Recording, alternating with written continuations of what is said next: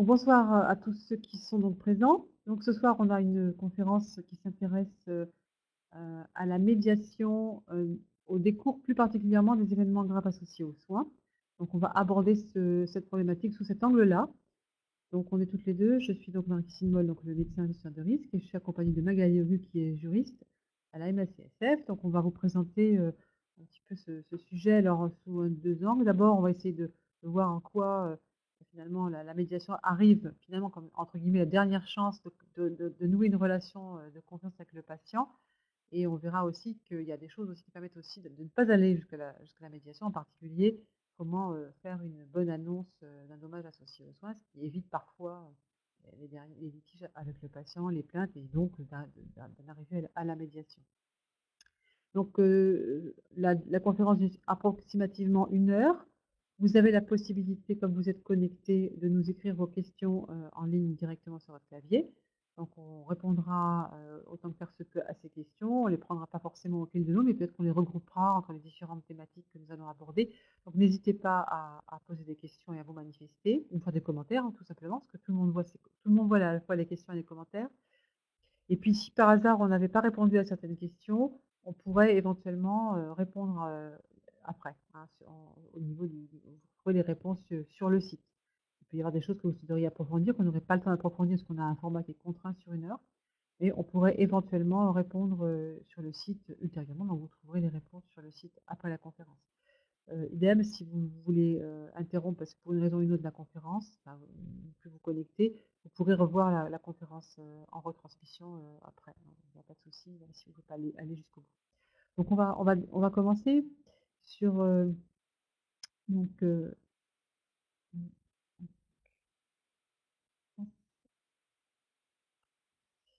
donc si on regarde un petit peu globalement les motivations des patients quand ils ont l'intention de porter plainte, finalement les principaux motifs qui les amènent à la plainte, c'est souvent quand même un motif qui est lié à un défaut dans la relation médecin-patient, dans la communication, parce que souvent ils n'ont pas tout compris et finalement la plainte est juste un moyen pour obtenir des explications plus approfondies sur ce qui s'est passé dans leur hospitalisation ou dans leurs soins.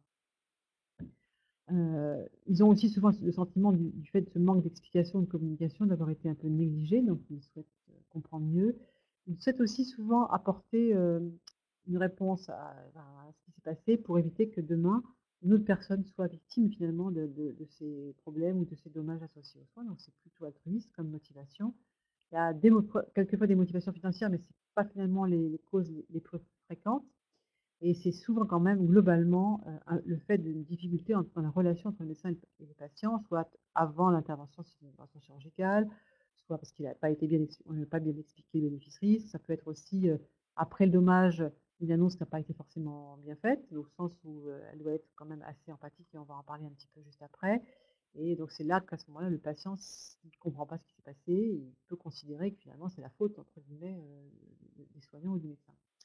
Donc le principe, si on veut éviter finalement, peut-être on parlera de la médiation après, mais ce qui est important aussi en matière de gestion de risque, c'est peut-être d'éviter d'arriver au conflit ou au litige avec le patient, c'est de savoir comment est-ce qu'on peut faire pour faire, par exemple, une bonne annonce. On sait très bien que quand on fait de bonnes annonces, on limite quand même beaucoup derrière les suites contentieuses ou les plaintes.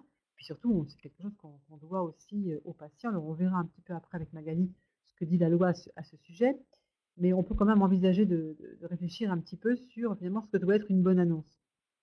Donc d'abord, pour faire une bonne annonce, il faut savoir exactement ce qui s'est passé. On ne va pas faire une annonce de dommages associés aux soins sans avoir soi-même compris un petit peu les éléments qui ont finalement abouti à ce dommage associé aux soins. Donc c'est important, et dans les établissements de santé, on commence à le faire un peu plus. C'est important de mener entre guillemets une enquête bienveillante, bien évidemment, sur l'analyse des causes qui ont abouti à ce dommage. Alors fautif ou pas fautif, hein, c'est de comprendre. Donc le fait d'avoir essayé de comprendre, d'avoir vraiment tous les éléments de compréhension de ce dommage, ça permet finalement d'être plus sincère dans l'annonce, d'être clair dans ses explications, et puis aussi de se dire, puisqu'on a identifié des causes, et souvent dans les dommages, il y en a beaucoup qui sont vraiment évitables, donc se dire finalement on a aussi pensé à un plan d'action qui va permettre d'éviter que ce dommage se reproduise. Et c'est des choses qu'on pourra dire aussi aux patients, puisque je vous ai dit tout à l'heure que souvent dans la plainte du patient, il y avait aussi l'idée que, bah, il ne voulait pas que ça se reproduise chez un autre patient. Donc l'intérêt d'avoir ce plan d'action et de le dire, ça permet de rassurer, en disant: «Bah, voilà, on a fait peut-être, on a eu là, il s'est passé quelque chose, mais on essaie de faire en sorte que ça ne se reproduise plus».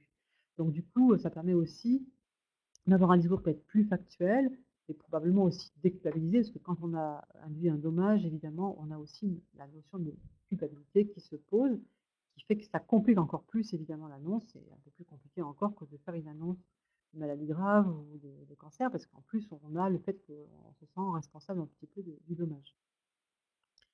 Donc, il est donc important, après avoir fait cette analyse de cause, généralement on l'a fait de façon collective avec les professionnels de santé qui ont concouru à la prise en charge du patient. On va donc préparer le rendez-vous d'annonce. De même que tout à l'heure, on vous parlera de la préparation du rendez-vous et de médiation. Donc là, c'est important de savoir qui va annoncer au patient. Il n'est pas question, par exemple, d'envoyer un jeune interne qui va être un petit peu stressé, qui va pas être, qui va pas avoir la légitimité pour faire, de l'envoyer seul faire une annonce. Ça, c'est pas une bonne façon de faire. Donc, il faut décider qui va annoncer au patient. Donc, il faut un praticien. Ça peut être le praticien qui a pris en charge le patient, s'il se sent à l'aise avec ça. Ça peut être le chef de service, ça peut être le médecin en charge et le chef de service. Et c'est mieux d'y aller à deux parce que finalement, souvent, ce qui est bien, c'est un médecin et puis un paramédical. Comme ça, on a vraiment les 2 composantes du soin et c'est bien pour le patient d'avoir, ces 2 composantes qui sont expliquées. On va aussi préparer le rendez-vous avec le reste de l'équipe soignante parce qu'évidemment, le patient, souvent, il est dans le service. On va lui annoncer quelque chose, puis après derrière, il va rencontrer les infirmières, les aides-soignants. Donc il est important, de bien prendre une attitude collective, homogène. Puis en plus, quand on va aller voir le patient, souvent le personnel paramédical connaît bien le patient, il connaît bien ses besoins, il connaît bien un petit peu son psychisme, donc il va avoir une aide, notable sur la façon d'aborder le patient et son vécu dans le service. Donc ça permet donc d'avoir cette connaissance du patient. Ça permet aussi de se mettre d'accord sur une information qu'on va lui donner en annonce et puis après quand il va être revenu dans le service. Donc d'avoir un message homogène et qu'ensuite les soignants, les paramédicaux soient vraiment un relais efficace de l'annonce qui se fait, dans un premier temps dans le cabinet du médecin et puis après elle va être prise par le paramédical, l'infirmière ou voire même l'aide-soignant. Donc c'est vrai que c'est important d'avoir un niveau d'information qui va être aussi adapté. Chaque personnel va donner cette information à son niveau et ça, c'est important de se mettre d'accord avant. Donc ça, c'est vraiment, préliminaire à l'annonce. Ensuite, bah, il faut préparer le rendez-vous entre guillemets de façon, technique, hein. Donc, qui va assister au rendez-vous? Est-ce que ça va être, un médecin et un malade? Est-ce que ça va être 2 personnes 2 professionnels de santé et le malade avec sa famille? Est-ce que ça va être la famille si le patient est décédé? Donc savoir un petit peu comment équilibrer finalement l'entretien. C'est-à-dire que le patient ou la famille n'ait pas la pression de passer devant un tribunal et inversement, que le médecin soit relativement à l'aise de ne pas être seul face à 3 ou 4 personnes qui risquent éventuellement d'avoir peut-être un discours un peu agressif. Donc le binôme, c'est pas mal pour faire cette annonce dans de bonnes conditions. Il faut aussi, définir, évidemment, ça paraît évident, mais quand et où va se tenir ce rendez-vous, de manière à ce que ce ne soit pas dans un couloir, mais que ce soit dans un lieu tranquille, convivial, sans téléphone, que ce soit, par exemple, dans le bureau du médecin côte à côte et pas forcément à travers un bureau qui met de la distance ou dans un salon, de rencontre des familles. Et puis surtout, c'est important puisqu'il y a quand même cette notion de responsabilité du dommage, de se préparer personnellement sur cette annonce et de se mettre un peu au clair avec soi-même de manière à être à l'aise, avec soi et avec ce qui s'est passé pendant le dommage, de manière à être à l'aise aussi, avec le patient. Donc c'est vraiment de se préparer à un moment qui est vraiment un moment de communication de crise. C'est important d'y réfléchir un petit peu avant, de rencontrer le patient, ou sa famille. Alors, le principe de l'annonce, bah, évidemment, c'est pas un moment facile, donc mais néanmoins, il est important de conserver, un certain niveau de confiance du patient avec, ses soignants, avec le système de santé et puis derrière de continuer à le prendre en charge si c'est pas, l'objet n'est pas un décès. Donc c'est important d'expliquer ce qui s'est passé, de reconnaître finalement le dommage. On ne parle pas forcément d'erreur parce que ça, c'est pas bien, mais on peut reconnaître le dommage. On va communiquer sur des faits qui vont être, connus et sûrs puisqu'on aura fait l'analyse des causes avant et on saura vraiment ce qui s'est passé. Au moins, on aura le maximum d'informations sur ce sujet. On peut exprimer des regrets et des excuses. Les gens, en général, sont sensibles en communication de crise à l'expression des regrets parce qu'ils comprennent qu'on prend vraiment en compte, leurs souffrances et leurs problèmes. C'est important d'écouter aussi beaucoup le patient, donc dire c'est vrai, mais c'est aussi d'écouter, donc l'écoute active en l'incitant à parler, à s'exprimer. puis surtout, ce qui est important, c'est l'empathie. Donc c'est vraiment de se mettre à la place, du patient, sans en rajouter, mais se mettre à la place du patient et de son entourage, pour vraiment envisager l'événement de son point de vue et pas forcément que du point de vue du médecin ou du soignant qui est à l'origine du dommage. Toujours dans le maintien de la confiance et du dialogue, parce que c'est ça qui est important. Finalement, la médiation, elle va arriver à un moment où finalement, il n'y avait pas eu beaucoup de dialogue pendant l'annonce. C'est un peu là qu'il va peut-être se trouver l'intérêt de la médiation, ça va être de rétablir finalement le dialogue. Donc c'est important de bien faire cette communication d'annonce pour, éviter que ce dialogue soit rompu. Donc il va falloir écouter le patient sur différentes demandes qu'il va avoir. La première va être de comprendre, ça vous l'avez bien compris. Il va vouloir aussi s'assurer, dans certains cas, que ça ne se reproduira pas. Il a aussi besoin de soins ou d'assistance. Alors l'assistance, ça peut être le soin, la continuité du soin, bien sûr, ça peut être aussi une assistance psychologique, et même des fois des besoins en assistance au niveau du culte. On n'y pense pas souvent, mais c'est des choses qu'on peut proposer. Il faut évidemment prendre en compte son entourage, parce qu'il peut y avoir des problématiques sociales qui se posent après un dommage associé aux soins. Et puis, il faut aussi proposer, si la communication se passe bien, si le dialogue se passe bien, de continuer à soigner le patient, donc de proposer un plan de soins. Et si c'est pas possible, parce qu'il y a des patients qui finalement souhaitent, arrêter d'être soignés par le service où ils ont été pris en charge, de proposer éventuellement, un successeur ou quelqu'un qui prend en charge derrière. Et puis si la confiance est maintenue, on peut, et c'est important, de proposer, une personne qui va être l'interlocuteur référent, que le patient et la famille pourra appeler régulièrement s'il a besoin de compléments d'information. Donc ça, c'est très important. Ça permet effectivement de continuer à dialoguer même après l'annonce et suivre ensuite, le patient. Voilà, c'était rapidement, brosser, ce que peut être de bonnes conditions pour annoncer un dommage associé aux soins, qui a de meilleures chances, on va dire, de ne pas aboutir finalement à une plainte, voire à une médiation, voire à une plainte. C'est pas à 100 fiable, mais en tout cas, on montre quand même que quand il y a une bonne communication avec le patient, avant l'intervention ou avant les soins, pendant l'hospitalisation, et s'il y a un dommage au moment de l'annonce, on a quand même un impact positif sur, les suites et la confiance qui reste restaurée. Alors, il y a une loi, Magali, qui finalement nous invite à informer les patients sous différents angles. Donc, que dit finalement un peu la loi, à la fois de façon générale et puis de façon pratique sur, le point de la médiation? Alors effectivement, la médiation médicale, elle a été, l'obligation, de recourir et à l'annonce du dommage associé aux soins et à la médiation médicale, ça a été consacré par la loi du 4 mars 2002, Oui, donc la loi Kouchner. D'après cette loi et d'après l'article, 142-4 du code de la santé publique, l'annonce du dommage associé aux soins, est une obligation, légale. Chaque personne, chaque patient ou famille, de patients, décédés, heu, sera en droit d'exiger, du professionnel de santé, de l'établissement de santé au sein duquel il a été soigné, heu, d'avoir accès à une information, sur ce qui s'est passé. Heu Pourquoi la loi est venue poser cette obligation-là?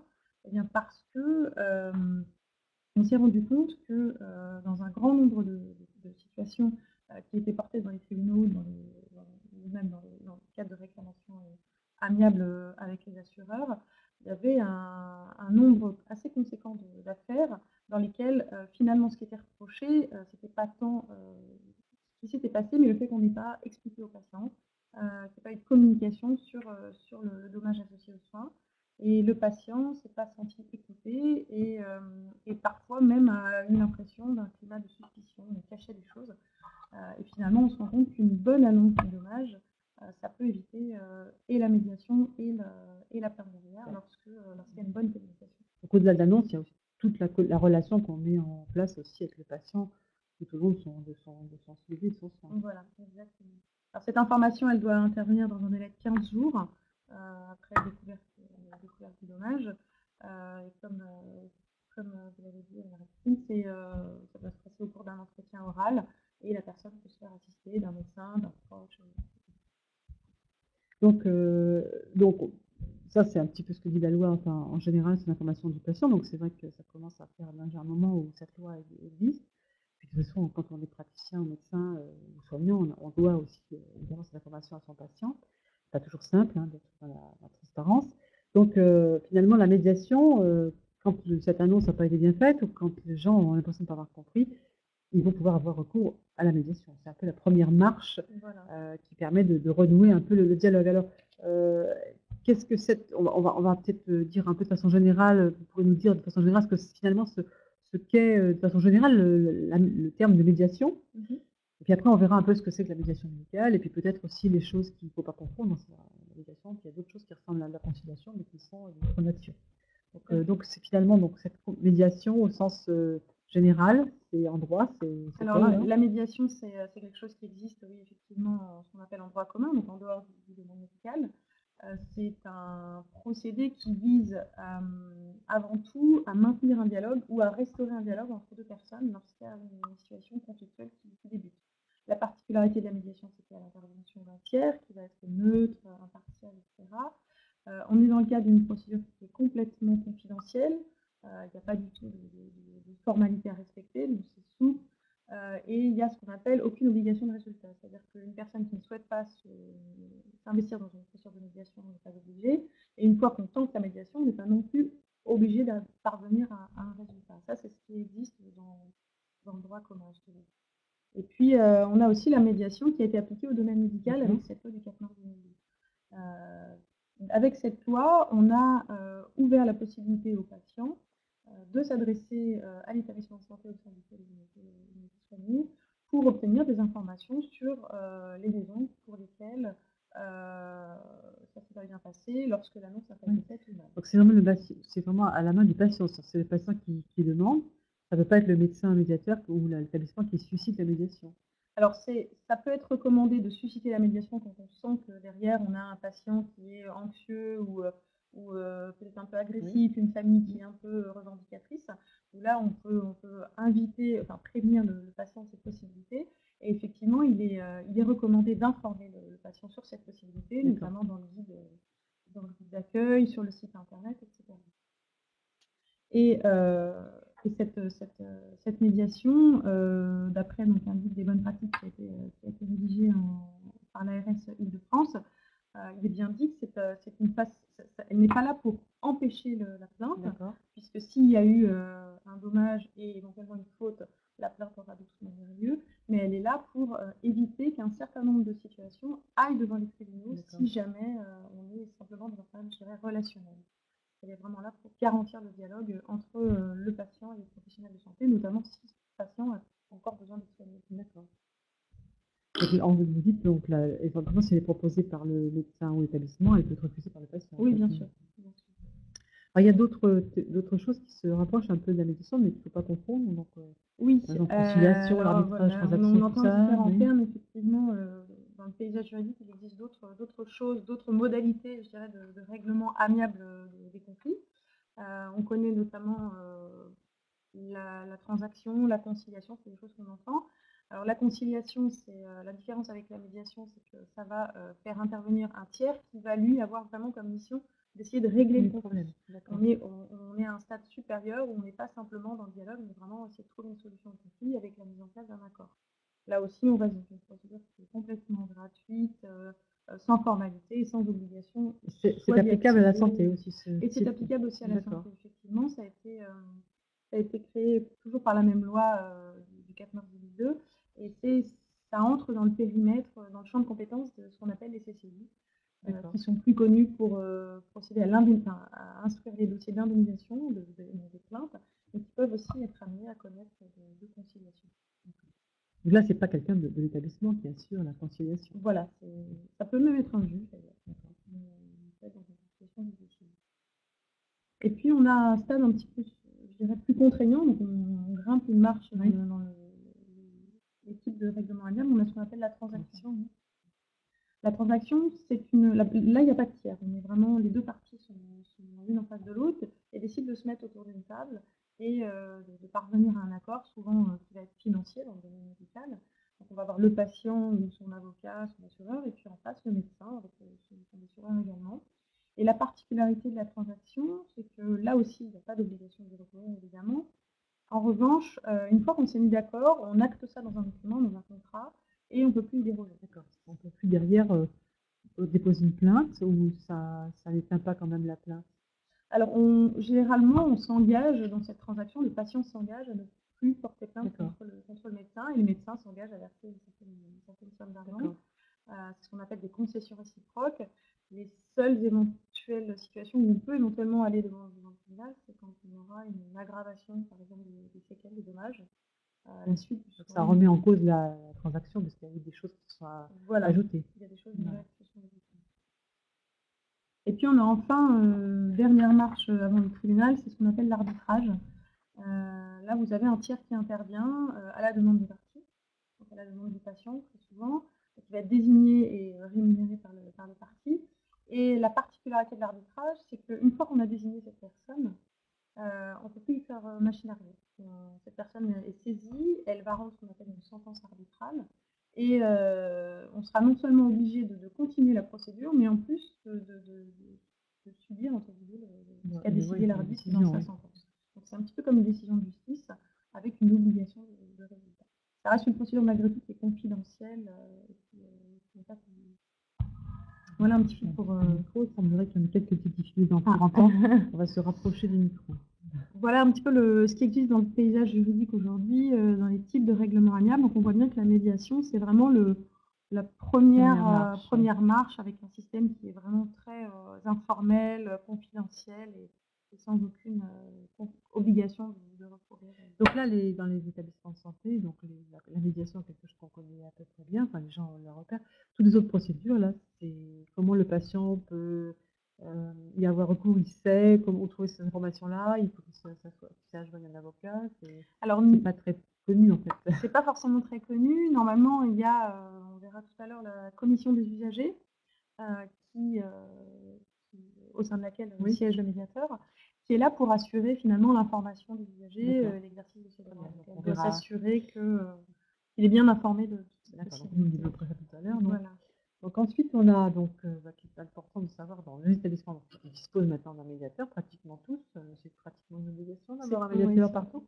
Donc vous pourriez nous faire connaître un peu mieux finalement ces médiateurs et un petit peu où est-ce qu'ils sont recrutés, quelles sont leurs missions, leur formation.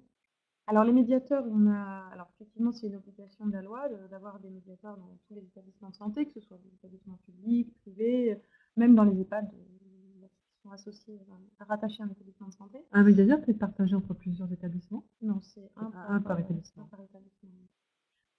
Ces médiateurs, ils sont à la fois... on a pour chaque établissement de santé des médiateurs médecins et des médiateurs non médecins.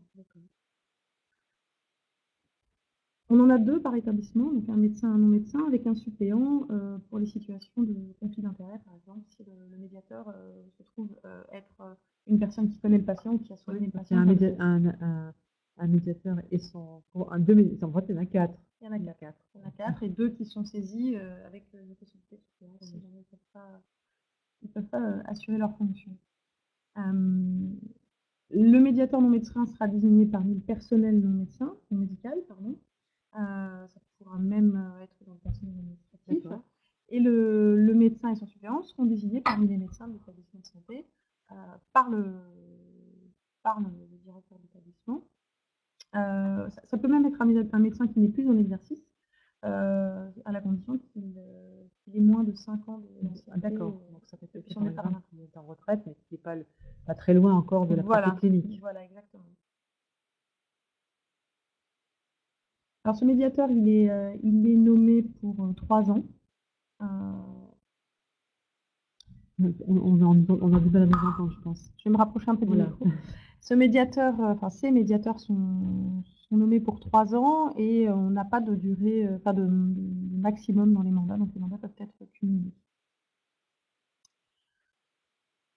Alors il y a des réglementations sur les incompatibilités et les conflits d'intérêts.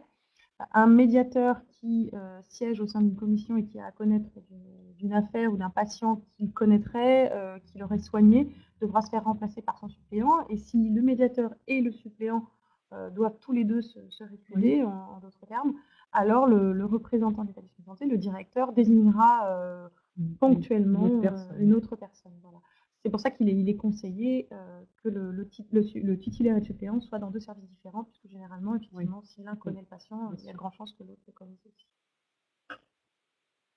Alors, je vois qu'il y a une question. Alors oui, la question c'est le médiateur médecin et salarié de la clinique. Y a-t-il un conflit d'intérêt s'il y a une mise en cause du praticien et de la clinique? Parce que c'est deux choses différentes, hein. Le praticien peut être mis en cause, mais ça peut être aussi la clinique. Non, Est-ce que le médiateur n'agit peut-être que vis-à-vis de la... Alors voilà, le médiateur agira sur la sphère. En fait, c'est si la réclamation du patient, c'est pas tant les personnes qui sont concernées que le secteur. C'est-à-dire que si la réclamation va concerner une problématique médicale Oui. ou l'organisation du soin, la partie technique, on s'orientera vers le médiateur médecin. Et si ça va concerner une problématique qui est plutôt paramédicale, etc., on va s'orienter vers le médiateur paramédical. Mais il n'y a pas de conflit d'intérêt si les deux sont concernés. Alors, ça c'est bon pour les établissements de santé, mais je vois qu'il y a une question sur le libéral. Donc le libéral, lui, il n'a pas le droit au médiateur. Alors, il n'y a pas d'obligation, non, de... Mais est-ce qu'il peut avoir recours à un médiateur? Est-ce que ça existe, ce dispositif pour l'activité libérale? Un médecin qui a un problème avec un patient dans le libéral, qui peut faire appel à une médiation? Alors, il n'est pas exclu hein, que le patient sollicite, demande à ce qu'il y ait une médiation, puisqu'on a vu que ça existait dans l'absolu. Donc, c'est quelque chose qui est envisageable. Maintenant, c'est vrai que ce n'est pas réglementé, ce n'est pas obligatoire d'après les Mais est-ce qu'on peut trouver un médiateur quand on n'est pas dans une établissement de santé pour faire ce genre d'activité? Oui, alors la difficulté, c'est qu'aujourd'hui, on a du mal à trouver, on va dire, des annuaires ou des réseaux de médiateurs, donc c'est un peu ça la difficulté. Maintenant, on peut toujours interroger, peut-être se rapprocher de l'ARS pour avoir des informations de ce côté-là. Et donc, comme vous disiez tout à l'heure qu'il y avait un médiateur par établissement pour les libérales, ce serait donc un médiateur, quelqu'un qui ferait fonction de médiation dans un hôpital, qui pourrait éventuellement travailler pour faire la médiation pour un médecin libéral, ou il faut vraiment que ce soit quelqu'un d'autre qui soit désigné par l'ARS, par exemple? Non, on pourrait envisager que quelqu'un qui soit en fonction dans l'établissement de santé puisse accepter cette mission. Après, c'est un accord entre les deux. J'espère que ça répond à votre question sur le libéral. C'est vrai que c'est une question qu'on se pose moins, mais c'est sûrement très important, très utile aussi pour les personnes qui sont vraiment tout seules dans leur cabinet, qui ont aussi des soucis avec leurs patients. Donc ça, j'en ai déjà parlé. Alors, s'agissant des missions du médiateur, donc son rôle, ça va être évidemment d'organiser une rencontre, d'aller à la rencontre du patient et du professionnel de santé, d'écouter chacun, et puis de pouvoir faire en sorte que le dialogue s'instaure. Cette rencontre, elle va devoir se préparer. Elle va se préparer de différentes façons. Il est préconisé, il est recommandé au médiateur d'aller prévenir le professionnel de santé en cause. J'imagine qu'il doit aussi prendre connaissance complètement du dossier, même interviewer le confrère pour savoir bien les tenants aboutissants de l'histoire. Voilà, tout à fait. Le dossier médical. Voilà, il a la possibilité d'accéder au dossier médical. Alors la particularité, c'est que il faut qu'il ait l'accord préalable du patient. Il faut supposer qu'un patient qui demande une médiation accepte cela. C'est un accord formel, écrit? Oui, c'est un accord écrit. Et puis après, il y a des particularités pour certaines situations, notamment le patient décédé, où là, il y aura des recommandations à suivre, notamment bien vérifier l'identité des endroits pour être bien certain qu'ils ont le droit de recourir à cette médiation et de permettre l'accès au dossier médical, puisqu'il y a des cas qui sont prévus par la loi pour cet accès. Donc ce dossier médical, c'est vraiment important d'en prendre connaissance pour comprendre ce qui s'est passé. Effectivement, il faut ensuite interroger, donc rencontrer finalement le patient. Je vous interromps un instant. Quand aujourd'hui dans les établissements de santé, par exemple, on fait beaucoup d'analyses de causes sur les accidents, est-ce que le médiateur est en mesure de demander, par exemple, à avoir connaissance de l'analyse pour compléter son information sur l'événement? Oui, effectivement, il est même recommandé que le médiateur s'adresse notamment à la gestion des risques pour savoir déjà s'il y a eu une analyse des causes qui a été faite, parce que parfois ça n'a peut-être pas été fait, pour les inviter à le faire si le gestionnaire de risque n'était pas au courant de la médiation. Et puis, il a vraiment la possibilité d'avoir recours à un maximum d'informations. Il peut même interroger des proches s'il estime nécessaire. Et ensuite, la rencontre... Il peut interroger les tiers, éventuellement. Oui. Avec l'accord du patient, bien sûr. Ensuite, il peut envisager une rencontre en face à face avec le professionnel de santé et le patient. Si le patient s'y oppose parce qu'il ne se sent pas à l'aise Oui. ou impressionné par le professionnel de santé ou dans une situation conflictuelle qui fait qu'il n'est pas en mesure de parler en présence du médecin, on peut proposer ce qu'on appelle les entretiens en navette. On rencontre l'un, on expose la version de l'un à l'autre, etc. Alors ce système-là, c'est évidemment ses limites, puisque Oui, l'objectif c'est forcément. d'instaurer un dialogue, donc il faut quand même que les personnes se Donc, ce voient. qui est préconisé, c'est quand même que le médiateur rencontre le patient ou sa famille avec le praticien en charge du dossier. Oui. Alors peut-être pas en première intention, mais D'accord. peut-être en seconde intention. Il peut y avoir plusieurs entretiens pour permettre justement d'arriver à ce face-à-face et un échange en direct. Ce qu'il est préconisé aussi, c'est de rencontrer le patient tant qu'il est encore hospitalisé, puisque sinon après on est en dehors du contexte, c'est un peu plus difficile de toucher le patient. Et puis de le rencontrer dans les 8 jours qui suivent sa demande, ça c'était prévu par les textes. Et quelquefois, l'événement, enfin, les conséquences de l'événement vont être plus tard et en dehors de l'hôpital. Oui, Donc, bien sûr. Dans ces forcément, cas-là, on invite le patient à revenir et pour le rencontrer. Et parfois, ça va même finalement mettre fin à la médiation et ça va empêcher finalement la médiation et faire que l'affaire évoluera devant les tribunaux. Alors une fois que la rencontre a eu lieu, il est important et prévu par la loi que le médiateur rédige ce qu'on appelle un compte rendu. Ce compte rendu retracera donc les échanges qu'il y a eu avec chacune des parties et puis entre les deux parties. Il sera transmis au président de la commission des usagers qui se chargera de transmettre aux membres de cette commission ainsi qu'aux patients ou à la famille du patient. Alors là, il n'y a pas besoin que le patient donne son accord pour que ces éléments soient transmis à la commission des usagers. Non, là c'est prévu. C'est même une obligation finalement parce qu'après il est dans les compétences et dans le rôle de la commission des usagers de faire un suivi de ces médiations, de savoir combien il y en a, à quel stade elles sont, etc. J'insiste sur l'importance de ce compte rendu parce que pour plusieurs choses. Déjà parce que ça permet effectivement à la commission de remplir son rôle. Bien sûr, oui. Ensuite parce que s'il n'y a pas de compte rendu, le patient ça ne trace pas les éléments d'entretien. Et puis il pourra peut-être finalement se sentir pas forcément pris en considération, puisqu'il y aura eu un entretien, mais rien derrière. Donc le patient va recevoir aussi le compte rendu. Voilà, le patient reçoit aussi le compte rendu. Et il y a une enquête qui a été faite en 2012 par la RSI de France, où on a constaté que près d'un tiers des personnes ne rédigeaient pas ou pas souvent de rapport, de compte rendu, ce qui peut être un élément qui peut expliquer parfois que l'affaire évoluera vers la plainte. Il y a quand même 14% qui sont jamais faits. Qui ne font jamais.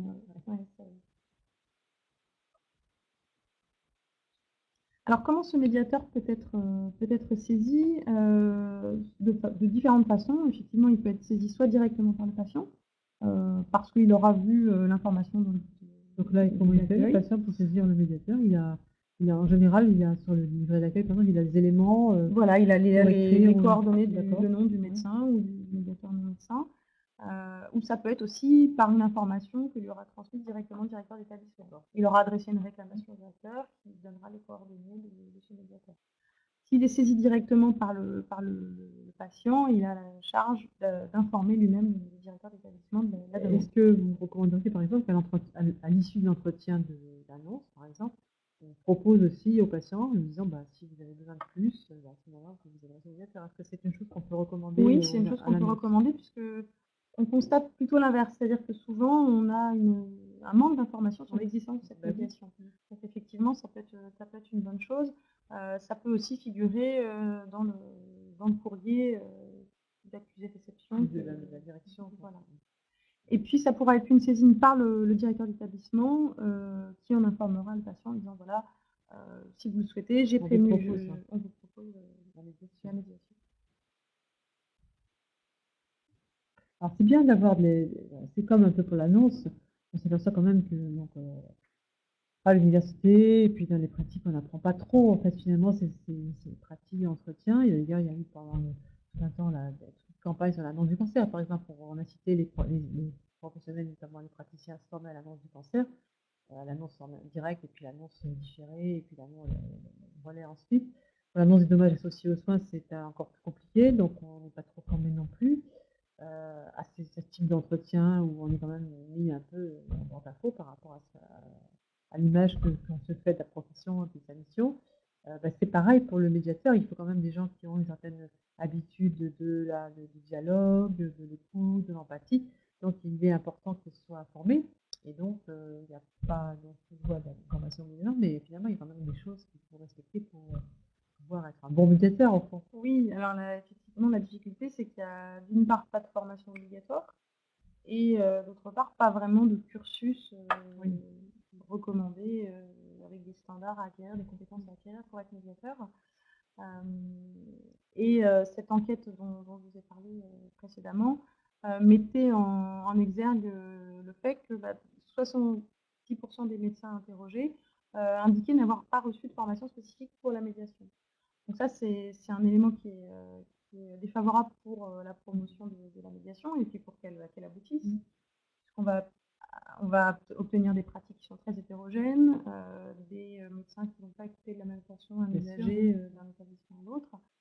Et donc, il y a des recommandations qui ont été émises par l'ARS à l'issue de cette enquête, qui vont notamment encourager les établissements à demander aux médecins et aux non-médecins médiateurs d'être formés, les sensibiliser sur cette nécessité de se former.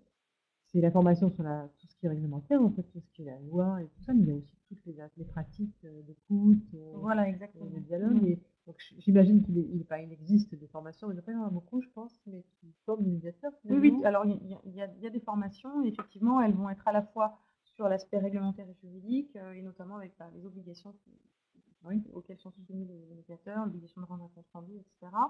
Et puis tout l'aspect relationnel, dans quel contexte doit-on réaliser l'entretien, est-ce qu'il faut être plusieurs, comment ça doit se passer, etc. S'entraîner aussi peut-être. Oui, voilà, des mises en situation. Voilà. Effectivement, c'est fortement recommandé aux établissements de mettre en place ce genre d'activité. Et puis ce qui a été recommandé aussi, c'est d'inviter les autres ARS à mettre en place des réseaux, finalement, des annuaires, de façon à ce que les médiateurs puissent échanger. Oui. Alors, je crois savoir qu'il y a aussi des espèces de colloques ou de congrès de médiateurs. Ça existe en France, ça? Oui, ça existe. Il y a des échanges qui sont faits à ces occasions-là, qui sont parfois peu connus et malheureusement peu suivis. Et ils sont ouverts aux médiateurs, mais peut-être pas que. Plutôt les médiateurs. Il y a une question que je me posais là, parce que souvent quand on aborde le problème du dommage associé aux soins, et après la faute, etc., des choses qui sont dans les liens collectifs un peu délicats, est-ce que le médiateur prend des risques quand il fait une médiation en tant que par rapport à la relation avec le patient, par rapport à ce qui pourrait lui être éventuellement reproché? Est-ce qu'il y a un risque à faire de la médiation? Je dirais que le risque est quand même assez mesuré dans la mesure où il n'y a pas d'obligation de résultat. Il n'y a pas d'obligation de résultat déjà d'une part. D'autre part, ça reste quelque chose de confidentiel.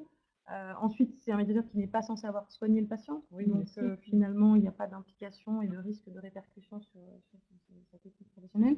Après, le risque qui existe malgré tout, c'est que les éléments contenus dans la médiation, le rapport de médiation par exemple, n'est pas exclu que ça se retrouve un jour devant les tribunaux si jamais. Voilà, mais ça serait pas tant un risque pour le médiateur que pour le médecin qui est impliqué dans la médiation. Alors vous avez dit tout à l'heure qu'il y avait une autre instance qui était importante dans cette démarche de médiation, qui est la commission des usagers, alors qui a changé de nom et qui a aussi un peu évolué dans sa composition dans ses missions. Vous pouvez nous dire un petit peu comment se sont faites ces évolutions récentes?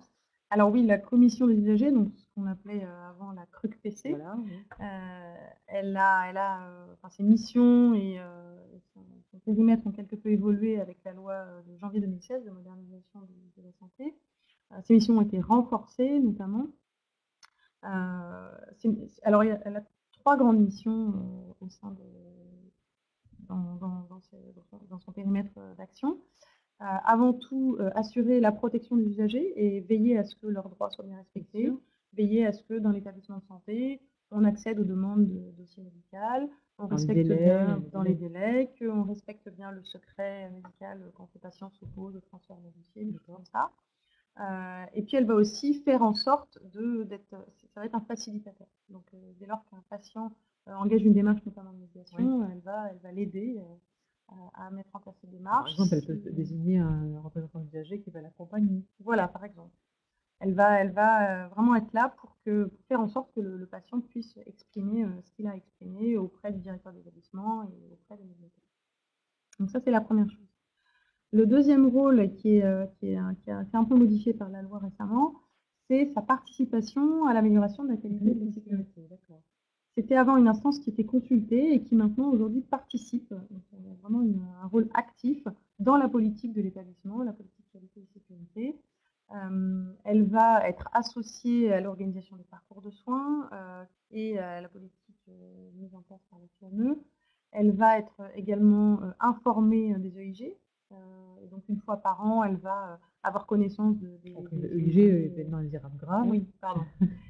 Les événements indésirables graves.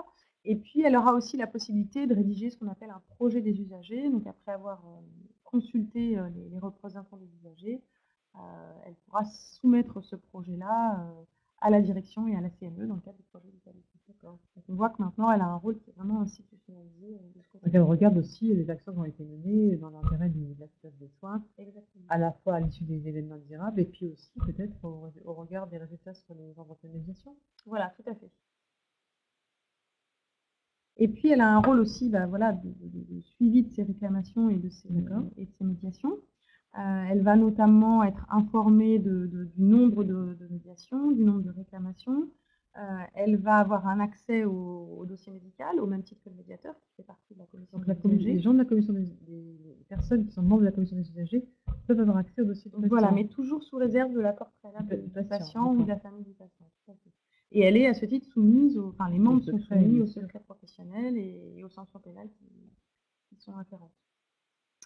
Et dans le cadre du suivi de ces réclamations, elle peut avoir un rôle, parce que justement maintenant elle est acteur dans la qualité et la sécurité des soins, elle pourra faire des préconisations sur les actions à mettre en place et inviter la gestion des risques et inviter les services de soins concernés par la médiation à mettre en place des actions à la suite de la Quand les dossiers sont présentés, ils ne sont pas présentés de façon nominative. Parce que j'imagine que dans la commission des usagers, comme pour le médiateur, il y a des gens qui ont des conflits d'intérêts parce qu'ils peuvent connaître aussi le patient dans le dossier. Alors justement, voilà, en cas de conflit d'intérêts, de la même façon que le médiateur doit se récuser, une personne présente devra moralement, éthiquement. On a donc le nom du patient quand même. Oui, puisqu'on a accès au dossier médical. Donc des missions qui sont renforcées, qui sont élargies, et puis elle va vraiment avoir accès à l'ensemble des informations qui sont nécessaires à l'exercice de ces missions. Donc avec une synthèse de toutes les réclamations, que ce soit des réclamations intra-établissement, je dirais, donc une demande de médiation, ou que ce soit des réclamations judiciaires avec la mise en cause de l'établissement de santé, notamment devant les tribunaux. Les membres de la commission des usagers peuvent être, par exemple, cités dans un procès, comme témoin ou comme personne apportant des éléments de preuve. Oui, on peut envisager en tant que témoin dans le cadre d'une procédure pénale. Je ne suis pas sûre que ce soit arrivé souvent, mais oui, c'est envisageable. Oui. Alors cette commission des usagers, elle est présente dans chaque établissement de santé, comme je l'ai dit. Comme privé public. Voilà, partout, dans les groupements de coopération sanitaire et même dans les EHPAD, lorsqu'ils sont rattachés à un établissement de santé. Elle est notamment composée du représentant de l'établissement de santé, qui sera généralement le directeur. Elle est également composée de représentants des usagers et de leurs suppléants, qui sont désignés par le directeur de l'ARS. Elles sont composées des médiateurs médicaux, non médicaux, de leurs suppléants, et puis il y a aussi d'autres personnes qui peuvent être présentes, notamment le président de la CME, le représentant de la commission des soins infirmiers, etc. On n'a pas encore d'idée sur ce parce que maintenant dans les structures de soins, on a des groupements hospitaliers qui se font, donc sur des patients qui ont des parcours finalement entre divers établissements. Il y aura peut-être des commissions d'usagers sur ces groupements d'établissements. Oui. Dès lors qu'il y a une hospitalisation, une prise en charge, peu importe le statut finalement de cet établissement, que ce soit un regroupement ou un GHS ou des choses comme ça, là, maintenant, il y a les GHT, donc peut-être qu'on aura des commissions d'usagers de GHT. Alors, on va arriver petit à petit vers la conclusion. des questions qu'on se pose un petit peu. C'est-à-dire finalement, est-ce que la médiation permet de diminuer, joue sur l'impact sur le taux de réclamation? Est-ce que c'est d'ailleurs son rôle? On est passé à vous allez peut-être nous en parler. Et puis, finalement, est-ce qu'il y a des choses qu'on peut améliorer dans ce système qui permet quand même de bien rétablir les dialogues avec les patients? Alors effectivement, on a dit au début, la médiation, le but c'est de réinstaurer s'il n'y en a plus ou de maintenir un dialogue. Donc le but c'est pas tant d'empêcher la réclamation que vraiment de maintenir une relation entre le professionnel de santé et le patient. Malgré tout, on sait que s'il y a une bonne communication, il y a tout un pan de plaintes qui pourront échapper aux tribunaux grâce à cela, parce que, comme on l'a dit en introduction, on a un grand nombre de réclamations qui sont devant les tribunaux ou devant les commissions d'indemnisation parce que le patient n'a pas été écouté et veut comprendre ce qui s'est passé. C'est d'ailleurs la raison pour laquelle on a beaucoup de dossiers qui sont appelés sans suite. C'est-à-dire qu'après une expertise, avec un expert qui aura examiné le patient, pris en compte ses desiderata et donner un avis, et bien finalement le patient va abandonner. Donc elle y contribue malgré tout. Et on voit que d'après les chiffres qui nous ont été communiqués par l'enquête diligentée par l'ARS, on a 6% des dossiers de plainte dans lesquels on a en parallèle une médiation. Donc ça se fait en parallèle. Voilà. Ça n'empêche pas, en fait. Ça n'empêche pas, et on peut avoir les deux, et on se dit que finalement on a encore une marge de progression, et peut-être que si on a encore plus de médiation, on pourra avoir un impact plus important sur le dossier de plainte, parce qu'une plainte qui est entamée peut tout à fait être abandonnée. Grâce à la médiation. Exactement. Et on constate également que dans seulement la moitié des situations, le service de soins concerné mettra en place les actions qui ont été préconisées, notamment par la commission des usagers dans le cadre de la médiation. C'est dommage, parce que là, c'est vraiment, il veut y avoir une bonne coopération, une bonne synergie entre, d'un côté, commission des usagers et médiateurs, et puis les services qui s'occupent aujourd'hui de la gestion de risque et de la qualité. Voilà. Parce que c'est intéressant d'avoir des allers-retours entre Bien les sûr. deux secteurs. Et c'est pour ça qu'on invite fortement les médiateurs à entrer en contact avec la gestion du risque. Donc, engager vraiment une collaboration avec la gestion du risque. Ouais. Alors, il y a des choses qui peuvent être améliorées. Oui, donc ça, c'est intéressant de voir comment est-ce qu'on peut améliorer tout ça. Donc, sur l'information de l'usager. Alors, effectivement, il y a des choses à améliorer sur l'information de l'usager, puisqu'on constate que dans quasiment la majorité, dans la plupart des cas, l'information figurera bien dans le livret d'accueil, puisqu'on a quand même une obligation légale qui est là, et les établissements sont rigoureux malgré tout. On constate encore des failles et une amélioration possible, notamment sur le site internet, où l'information figure assez peu, dans la moitié des situations. Pas forcément facile à trouver. Voilà. Parce que souvent, les livrets d'accueil, ils existent, mais ils ne sont pas toujours mis à disposition des patients. Et puis en plus, ils ne sont pas expliqués. Donc le patient, dans la grande quantité d'informations qu'il y a dans le livret, il ne va pas forcément avoir le nez sur. On espère quand il arrive qu'il ne va pas avoir de problème déjà. Donc peut-être qu'il ne va pas forcément directement aller sur les panaches du médiateur. Et puis le patient qui quitte l'hôpital a peut-être plus le livret avec lui.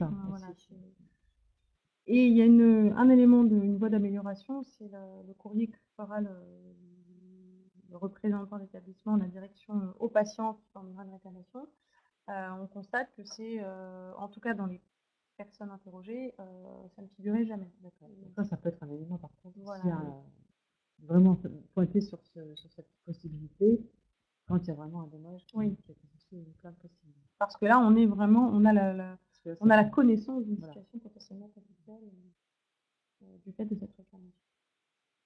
Donc les médiateurs, évidemment, là on a dit tout à l'heure qu'il n'y avait pas d'obligation légale de se former, qu'il y avait des formations, mais d'abord elles ne sont pas tellement nombreuses et puis pas très connues. Mais il est évident que c'est important de se former à la pratique de la médiation. C'est important de se former à la pratique et à l'écoute du patient. Et il y a un élément qui ressort comme étant, je dirais, une lacune des médiateurs qui n'ont pas forcément été formés, c'est comment savoir bien écouter le patient. Et ça passe notamment, la chose principale qui ressort, c'est l'absence de reformulation, parce que bien reformuler les griefs du patient, de l'usager, ça va être déjà bien les comprendre, Et puis aussi, s'assurer qu'on a vraiment bien compris ce que vous demandez. voilà, et puis le patient se sentira mieux écouté Oui. si on reprend. Alors, il faut dire qu'il existe plusieurs types de formations dans ce domaine. Il y a des formations classiques avec forcément des exposés, des choses, des webinaires, par exemple. La formation médicale fait un webinaire sur la médiation, mais il y a aussi des formations en simulation où on peut se mettre en situation d'entretien de médiation et s'entraîner vraiment à tous ces éléments non techniques qui sont l'écoute, l'empathie, la représentation. Donc ça, c'est des choses qu'il faut actualiser et qu'on peut tout à fait proposer aux médiateurs, et c'est vraiment très efficace en général. Donc, je disais aussi qu'on pouvait continuer à maintenir la médiation même si il y a une action contentieuse, c'est peut-être quelque chose qui n'est pas très connu. C'est pas très connu, et même à l'inverse, je dirais, il y a beaucoup de médiateurs qui vont penser que parce qu'il y a la plainte, finalement, ça ne sert plus à rien. Et on a presque un tiers des personnes interrogées dans cette enquête qui ont indiqué cesser le processus de médiation quand la plainte était déposée, en disant finalement le dialogue est rompu et ça n'a plus d'utilité. Malgré tout, puisqu'on sait que les deux peuvent être menés en parallèle, ça peut quand même avoir son utilité. Notamment lorsque le patient est toujours soigné dans l'établissement. Ça ne peut pas être une situation, dans les entretiens de médiation, il y en a qui sont plus ou moins simples, ça ne peut pas forcément être plus simple. Oui, on sait qu'en place, ce qui explique peut-être en parallèle. Que ce soit abandonné. Et puis donc on a dit, et ça c'est important, qu'il y ait une coopération entre les différents secteurs qui gèrent du risque. Donc les événements indésirables qui se produisent souvent sont analysés, parfois ils ne le sont pas, ça dépend s'ils sont déclarés ou pas, mais c'est vrai qu'il est important d'avoir une coopération entre les deux structures en fait. Parce qu'à la fois ça va permettre d'engager le dialogue, mais en même temps de mettre en place une action d'amélioration. La coopération et la gestion de risque, c'est très important. Oui, en amont et en aval de la médiation. Bon, écoutez, je crois qu'on a fait à peu près le grand tour de la question, donc on n'a pas complètement approfondi sur la déroulée d'entretien de médiation, qui pourra faire l'objet d'ailleurs d'une autre session. Est-ce que peut-être vous avez des questions à nous poser avant qu'on termine avec cette séquence sur la médiation, autour de la médiation, autour de la communication avec le patient, sur l'aspect plutôt réglementaire ou lié à la loi? Donc, n'hésitez pas si vous avez d'autres questions qui vous arrivent après à nous les poser via le site. Et puis donc, on a bien compris que ce qui est important finalement de tout ça, c'est vraiment la relation entre le praticien, l'équipe soignante au fond, parce qu'il n'y a pas que le médecin bien sûr, et le patient, et que finalement une bonne relation avec son patient, une bonne communication, un bon dialogue, vraiment, même si la médecine n'est pas une science exacte et qu'on n'est pas obligé d'arriver au résultat et à guérir tout le monde, une bonne relation avec son patient et une bonne relation de confiance va vraiment améliorer notablement la relation patient-soignant, et que finalement, ça va peut-être éviter d'aller contentieux à la plainte. Bien, écoutez, s'il n'y a plus de questions, je pense, non, questions, je vais essayer dans quelqu'un de d'écrire. On va peut-être attendre qu'il ait terminé. Sa question, c'est long, c'est une longue question, avant de conclure.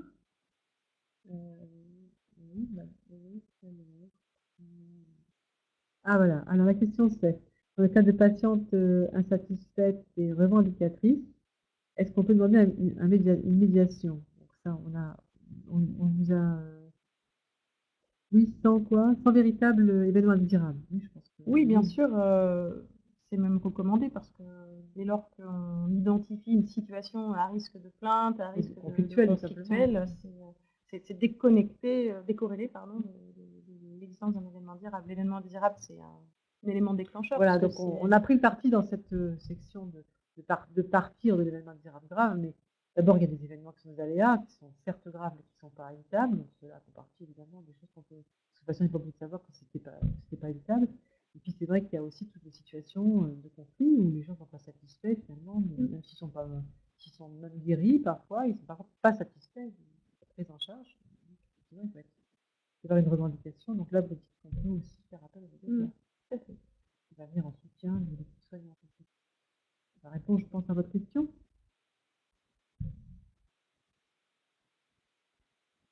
Très bien.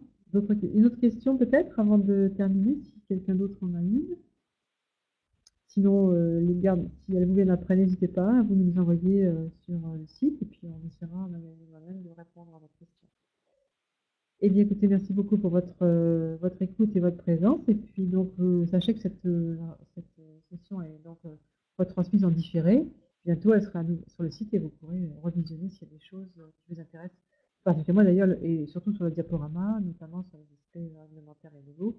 Vous pourrez donc avoir le loisir de reprendre ça à tête reposée, tranquillement. Et puis, on vous dit à bientôt. Le prochain sujet sera sur le risque du suicide à l'hôpital et en ville. Et je pense que c'est aussi un sujet intéressant à débattre avec vous. Bonne soirée, merci à tous.